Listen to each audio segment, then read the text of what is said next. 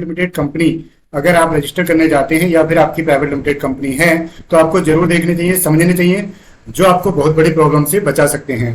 तो ये वीडियो आपको लास्ट तक देखनी है। 10 पॉइंट्स देखने हैं कौन कौन से हैं, बहुत ही इंपॉर्टेंट, हमने सेलेक्ट करके प्रैक्टिकली एक्सपीरियंस लेकर के ये पॉइंट्स आपके लिए निकाले हैं।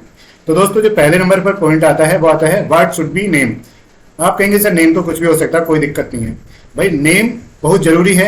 नेम हम कैसे फाइनल करें, कौन सा नाम रखें, क्योंकि ज्यादातर लोग जो नाम डिसाइड करते हैं ना वो किसी सुनी सुनाई कंपनी का डिसाइड करते हैं कि यार अमेजोन फ्लिपकार्ट है तो हम फिलिप जोन अपना नाम रख लेते हैं। तो भाई जो चीज पुरानी पहले से बनी हुई है तो लोग कॉपी को क्यों पसंद करेंगे। आप कोई यूनिक नाम देखिए। यूनिक का मतलब होता है एकदम जो आज तक किसी ने सुना ही नहीं हो, देखा ही नहीं हो, इस तरीके का आपको नाम अपना चूज करना होता है। और नाम सिर्फ कंपनी का ही जरूरी नहीं है, उस नाम से आप ट्रेडमार्क भी देखें कि ट्रेडमार्क भी रजिस्टर्ड है या फिर नहीं है, क्योंकि फ्यूचर में अगर आपको ट्रेडमार्क उस नाम का नहीं मिला तो आपको प्रॉब्लम हो सकती है। कोई और आपके नाम से ट्रेडमार्क रजिस्टर करा सकता है और जब आप ट्रेडमार्क रजिस्टर कराने जाएंगे तो आपको वो नाम ट्रेडमार्क नहीं मिलेगा। फिर सेकंड पर्सन से अगर आप परचेज करना चाहेंगे तो वो 2-4 लाख रुपए आपसे डिमांड कर सकता है। तो नाम हमें बहुत जरूरी है। जिससे भी आप अपनी कंपनी रजिस्टर करा रहे हैं उससे दोनों चीज कंफर्म करें कि ये नाम कंपनी के लिए तो मिल ही सकता है, क्या इस नाम से हम ट्रेडमार्क भी ले सकते हैं, क्या ये नाम ट्रेडमार्क के लिए भी अवेलेबल है या फिर नहीं। तो दोस्तों हमें दोनों नाम ट्रेडमार्क एंड कंपनी नेम दोनों की अवेलेबिलिटी चेक करके ही कंपनी का अपना नाम फाइनल करना होता है। सेकेंड पॉइंट आता है दोस्तों what should B initial capital. कई लोग कहते हैं कि सर क्या मेरा प्लान है कि मैं फ्यूचर में करोड़ों तक जाऊं, क्या मुझे स्टार्टिंग में ही 1 करोड़ रुपए कैपिटल रखनी चाहिए। जी नहीं दोस्तों, जितनी ज्यादा आप कैपिटल स्टार्टिंग में रखेंगे उतनी ज्यादा आपको स्टैम्प ड्यूटी पे करनी पड़ेगी। तो स्टार्टिंग में हमें ज्यादा नहीं रखनी है। अगर आपको ज्यादा की रिक्वायरमेंट स्टार्टिंग में ही है, मान लो आपको कोई लाइसेंस लेना है, वहां पर 50 लाख की रिक्वायरमेंट है, या फिर निधि कंपनी आप रजिस्टर कराने जा रहे हैं उसमें 20 लाख की रिक्वायरमेंट है, तो उसी केसेस में आपको ज्यादा रखनी है। अदरवाइज आप को 15 लाख तक कैपिटल आप रख सकते हैं, क्योंकि 15 लाख तक के कैपिटल पर कोई भी स्टैम्प ड्यूटी वगैरह नहीं लगती है। आप स्टार्टिंग में ही 1 लाख पेड अप और 1 लाख अथोराइज ना रखें। आप दोस्तों 15 लाख अथोराइज और 1 लाख पेड अप रख सकते हैं, जिससे हमें यह होगा कि बैंक में तो हमें 1 लाख ही डालनी पड़ेगी, लेकिन हमारी जो अथोराइज कैपिटल है 15 हो जाएगी।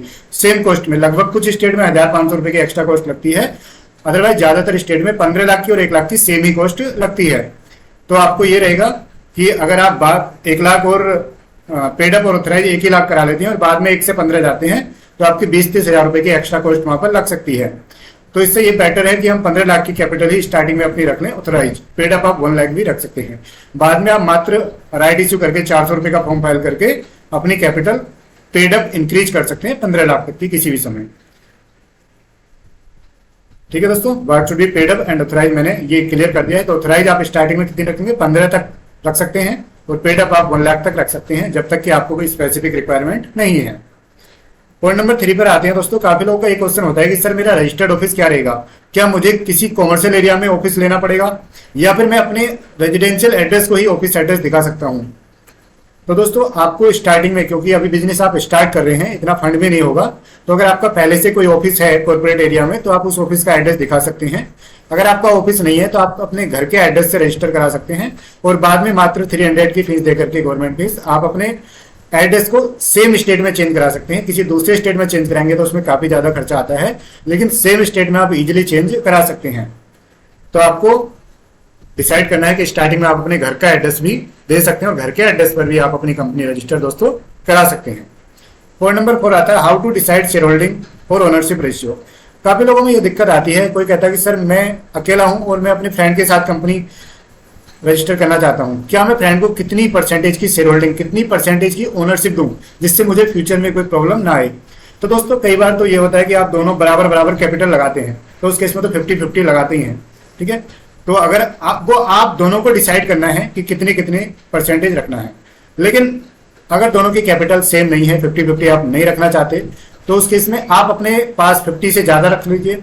अगर आपका जो सेकंड पार्टनर है वो सिर्फ नाम का ही पार्टनर है कि आप अकेले तो प्राइवेट लिमिटेड रजिस्टर नहीं करा सकते, तो आप उसको 5 या 10% शेयर होल्डिंग दे सकते हैं और 90-95% अपने पास रख सकते हैं।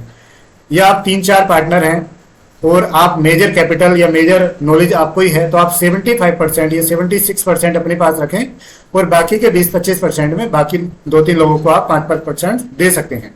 तो दोस्तों कुछ इस तरीके से आपको शेयर होल्डिंग या ओनरशिप डिसाइड करनी होगी। पॉइंट नंबर 5 पर आते हैं दोस्तों। Always put actual qualification and place of birth. वैसे तो दोस्तों प्राइवेट लिमिटेड रजिस्टर करने के लिए कोई भी क्वालिफिकेशन की रिक्वायरमेंट नहीं है। आप बिल्कुल अनएजुकेटेड हैं, आप 5th पास हैं, 10th पास हैं, 12th पास है या ग्रेजुएट हैं, प्रोफेशनल है, कुछ भी हो, आप प्राइवेट लिमिटेड अपनी कंपनी रजिस्टर करा सकते हैं। लेकिन मान लो आप 10th पास हैं, तो आप 10th पास इस फॉर्म में डलवाएं। आपका प्लेस ऑफ बर्थ, जहां पर आपका जन्म स्थान है, तो जिस भी स्टेट में है, यहाँ पर डिस्ट्रिक्ट और स्टेट का नाम डालना होता है। तो जहां पर भी आपकी एक्चुअल प्लेस ऑफ बर्थ है, आपको वही डालनी होती है। क्योंकि फ्यूचर में जब आपकी कंपनी बड़ी होगी और जब सेक्रेटरियल ऑडिट या ड्यू डिलिजेंस ऑडिट वगैरह आते हैं, तो उस केस में आपको इन चीजों का प्रॉब्लम फेस करनी पड़ सकती है।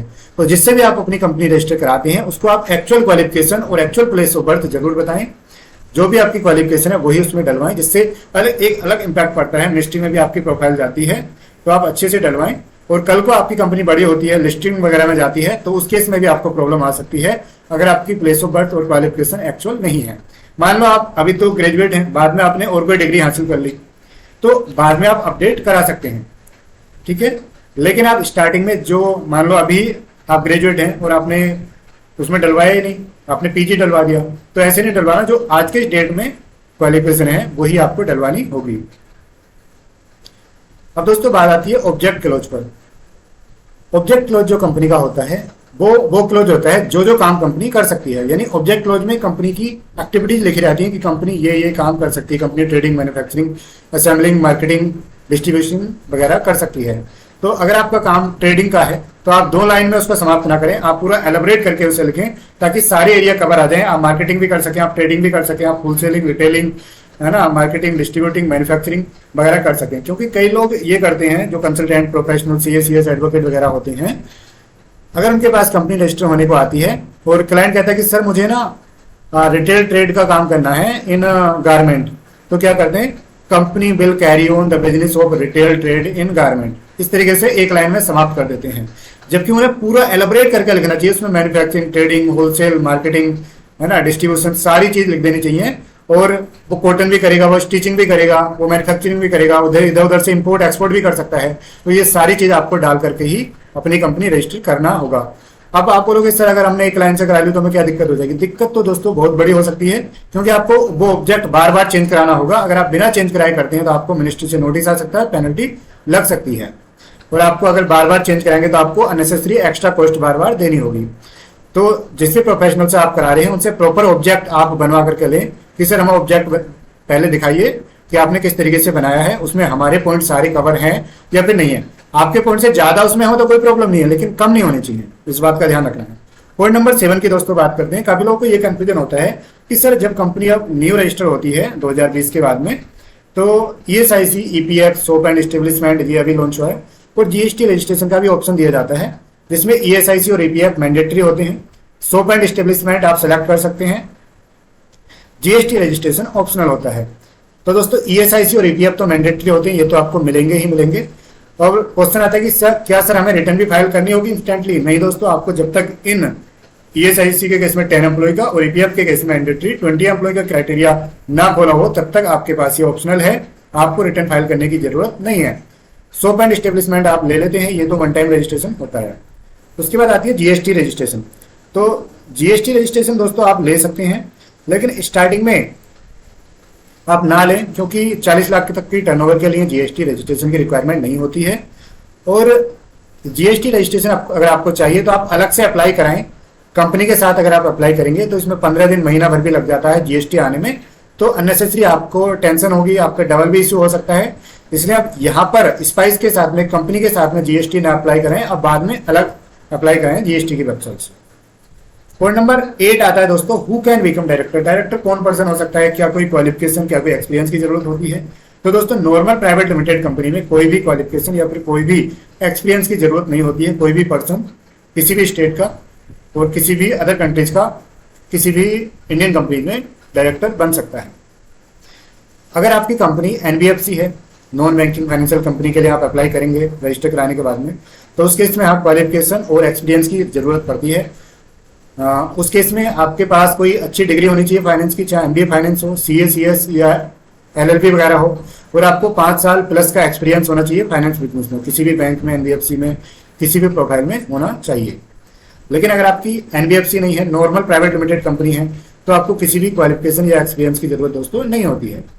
पॉइंट नंबर 9 की बात करें दोस्तों, अभी रिसेंटली एक सर्कुलर आया है मिनिस्ट्री का।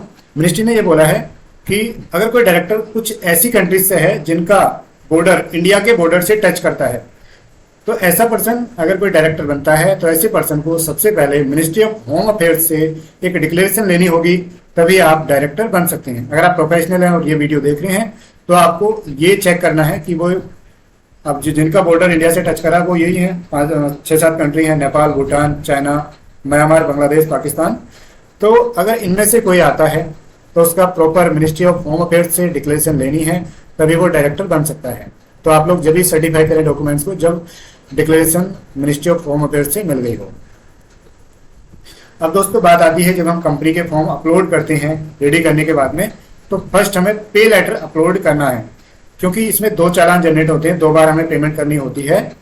तो अगर हम एक ही बार कर देते हैं तो मोस्ट ऑफ द केसेस में पेमेंट फंस जाती है, तो फिर हमें दिक्कत आती है। फिर कहते हैं कि सर कैसे पेमेंट करें, कैसे ना करें।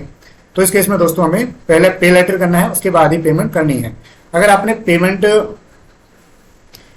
एक ही साथ कर दी अपलोडिंग के टाइम में और आपकी फर्स्ट वाले चालान की पेमेंट तो हो गई है, लेकिन सेकंड वाली जो स्टैम्प ड्यूटी की पेमेंट है वो नहीं हुई है, फिर अगर आप जा रहे हैं पे लेटर में जा रहे हैं तो पे लेटर में भी वो नहीं दिखाता, फिर आप दोस्तों उसकी पेमेंट यहाँ से कर सकते हैं। एमसी सर्विसेज में एक पे स्टैम्प ड्यूटी का आइकन आता है, लॉगिन करने के बाद में आप पे स्टैम्प ड्यूटी पर क्लिक करके वहां पर मेन एसआरएन डालेंगे जो पैन 10 वाला होता है। तो पैन 10 वाला एसआरएन मेन वाला जो होता है उसको डाल करके आप अपनी स्टैम्प ड्यूटी जो सेकंड चालान की पेमेंट होती है वो पेमेंट वहां से दोस्तों कर सकते हैं। तो दोस्तों I am CS Jaivinder Singh, practising company secretary and trademark agent in Delhi, और अवर ऑफिस दिल्ली में भी हमारे ऑफिस है और नोएडा सेक्टर 18 में भी हमारा ऑफिस है। तो दोस्तों वीडियो आपको कैसी लगी कमेंट करके जरूर बताएं। अगर आपका कोई डाउट है तब भी आप हमें कमेंट कर सकते हैं। तो इस वीडियो में इतना ही, मिलते हैं नेक्स्ट वीडियो में, तब तक के लिए बाय बाय।